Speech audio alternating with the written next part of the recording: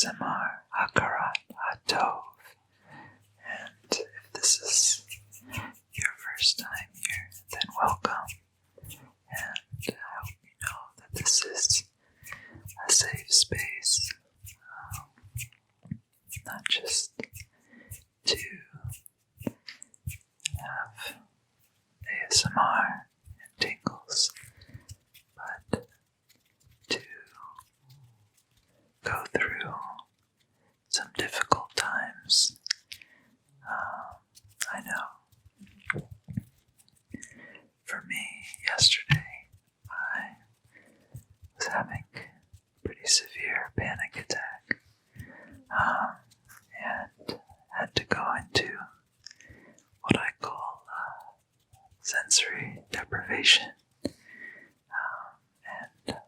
I'll explain what that means. When it comes to anxiety attacks, I have been listening to a lot of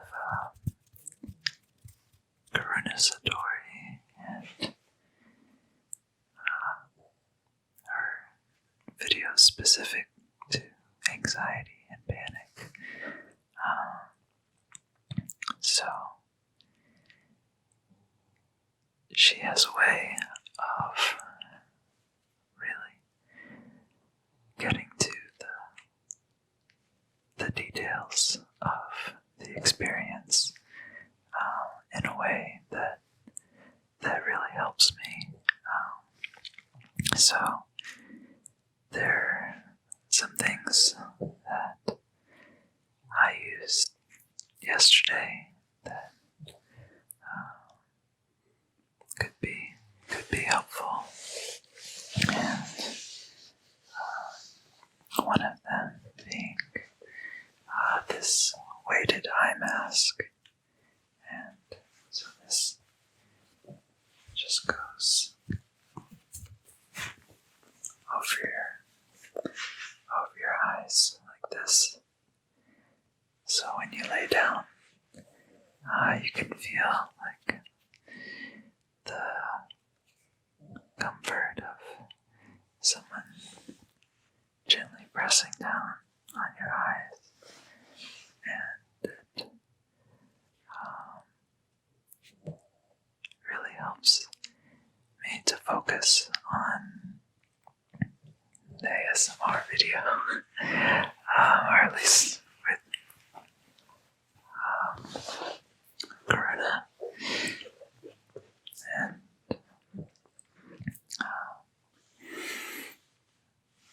something else is that I lay down and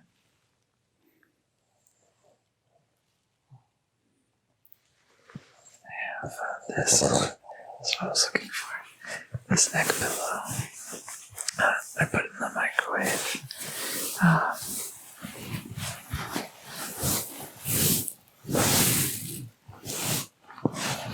Basically.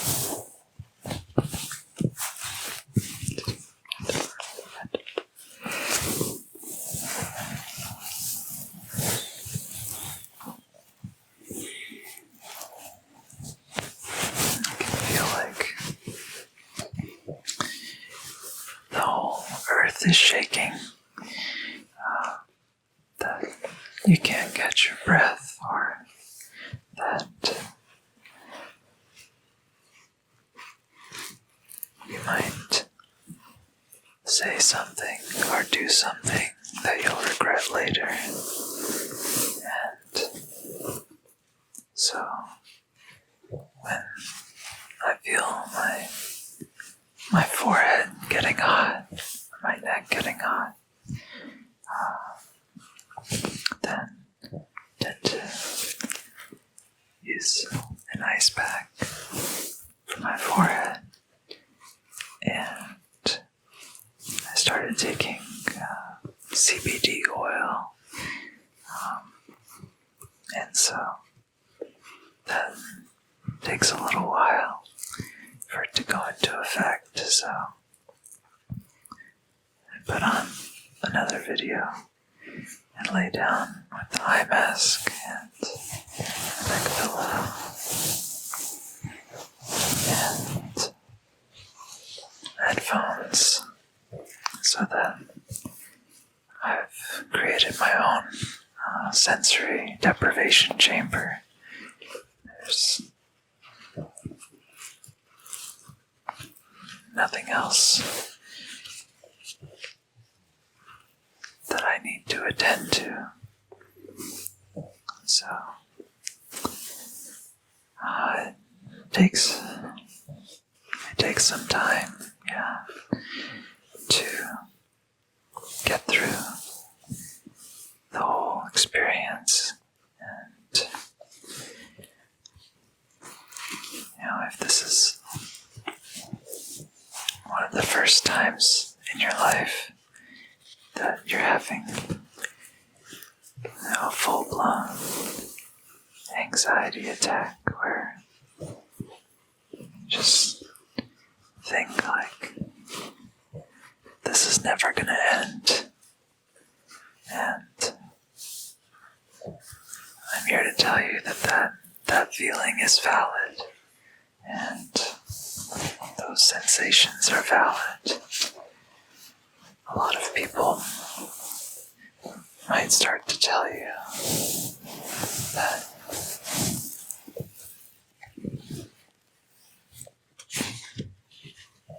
you can just think your way out of it. Like, relax, or calm yourself down by breathing. And unfortunately, it just doesn't work that way for a lot of us. I wish that somebody would have looked carefully at me and said, okay, what's going on is not okay. It's not okay that you're going through this pain. And at the same time, there are other people who have endured. And I know that you're going to endure and persist. And that you have to trust me on one thing, that our brains are not accurate narrators of our lives. So there are a lot of reasons why our brains, and by extension our bodies, react the way that they do. And mainly biological reason is that our brains evolved in order to keep us safe. And as strange as it might sound, anxiety is doing its job. And the only difference is that in modern times, that threat level and all of the adrenaline that gets released in order to fight or flight ends up going into what they call a faint response. And it might not look like you're fainting, and I've definitely had my share of fainting from, watching a movie. Seeing a lot of blood on a big screen usually does it for me. And instead, your brain tells you that, okay, something catastrophic is happening, and let's get out of here. And then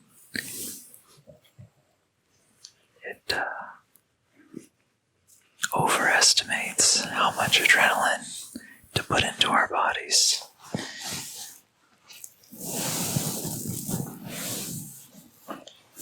And for some people,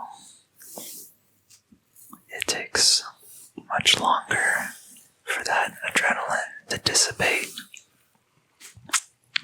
So that's why you might feel an emotional hangover after an anxiety attack.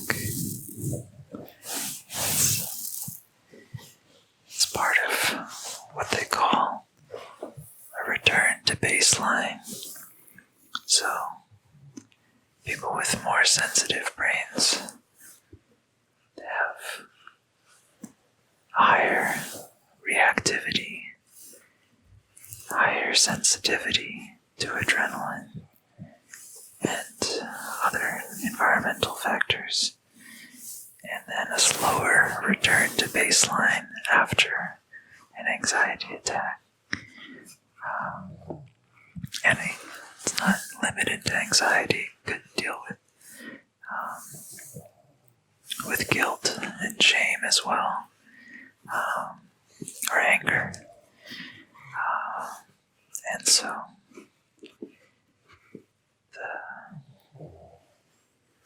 the idea of an anxiety attack kind of reminds me of an earthquake. You have the initial shock, and then there can be several smaller but still painful aftershocks. So I hope that you can recognize with me how difficult and painful that whole experience is.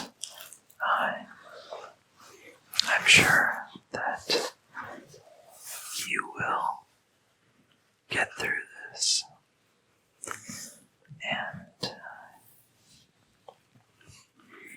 I want to just provide some gentle sounds to help connect you with what's real. One of the things that happens when I have an anxiety attack is what they call dissociation. So our minds, our imaginations are so strong that they conjure, summon up situations that are not actually happening, but they feel real and they feel critically important to resolve, as urgently, as quickly as possible. So we start to play out different scenarios. I guess, this happens all the time when you're reading a book or watching a movie, that you get immersed, and it's called suspension of disbelief. So we really believe that either the situation is happening now or is going to happen soon. So I guess, especially with ASMR and different triggers, I like that we're reclaiming the word trigger. It helps to check in with your senses, to reduce that feeling of dissociation with smelling some candle or soap, using ice, putting on lotion, counting things. That's a technique that I didn't think would work for me, but when you are outside, for example, you can count trees or count windows on buildings, or if you're in a crowded place like a mall, then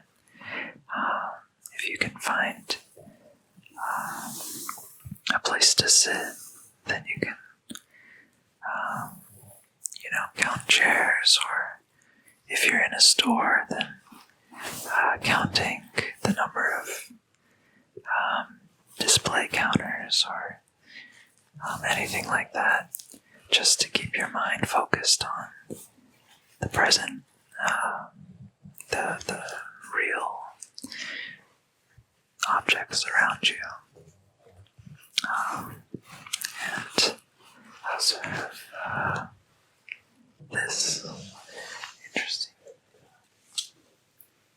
macrame that my mom made a long time ago. And you just look at the intricate designs.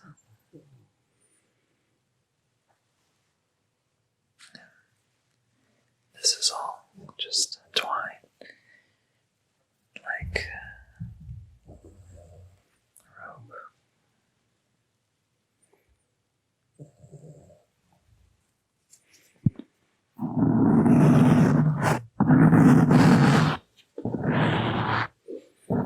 So, if you can find something small like this, from a fidget toy or bracelet, something that has either a very smooth texture or maybe a very intricate woven texture, then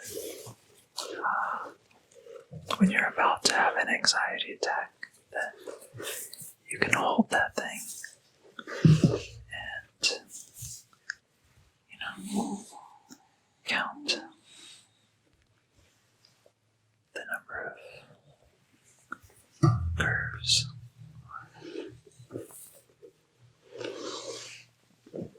With this bracelet, that's why I have this. You can count the number of beads.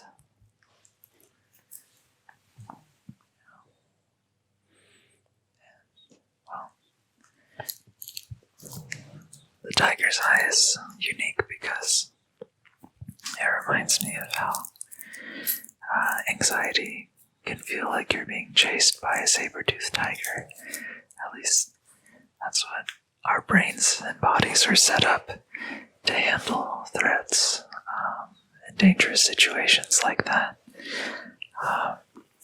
And it's kind of counterintuitive, but some Buddhist meditations say to jump inside the mouth of the tiger. And by that they mean to notice your anxieties and see them not as part of you, but as part of the safety mechanism that we all use. It's just some of us have, I guess, more intense experience, others less intense. But this can change, throughout your life. It can get more intense, it can get less intense. And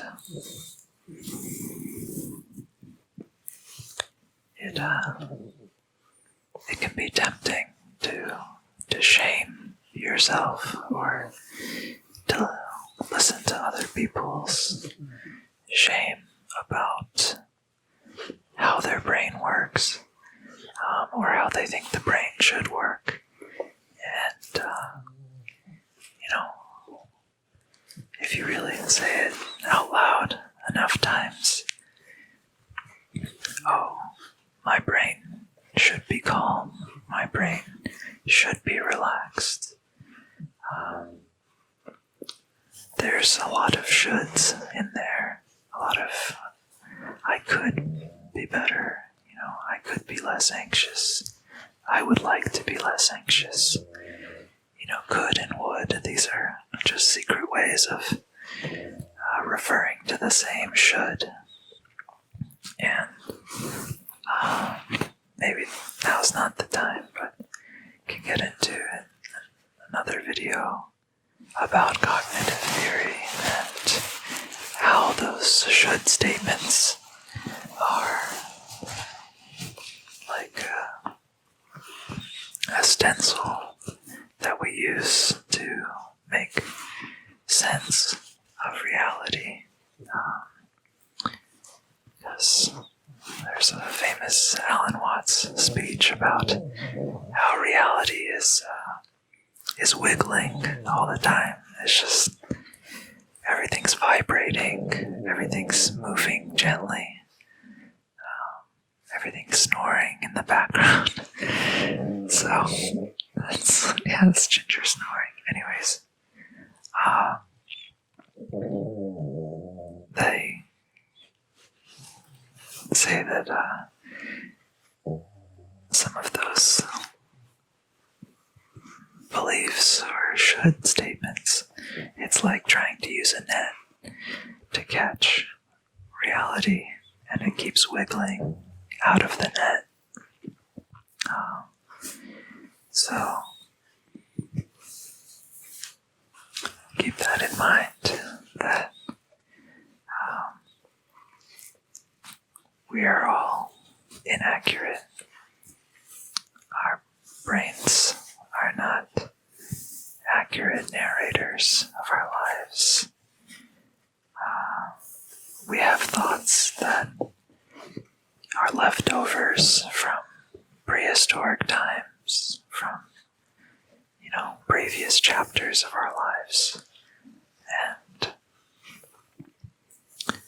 I just want to end by saying that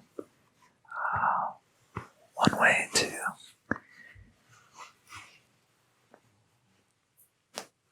reduce the intensity of an anxiety attack is with gratitude, and trying to find something that's immediately around you to be thankful for.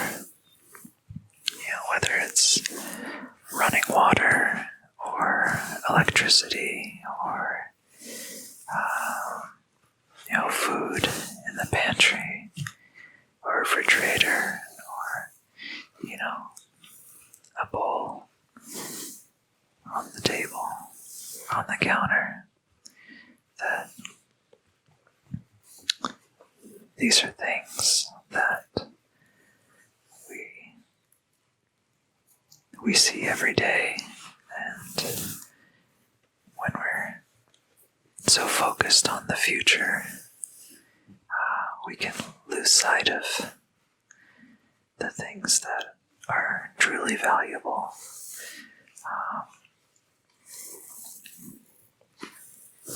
Namely the big F's, right?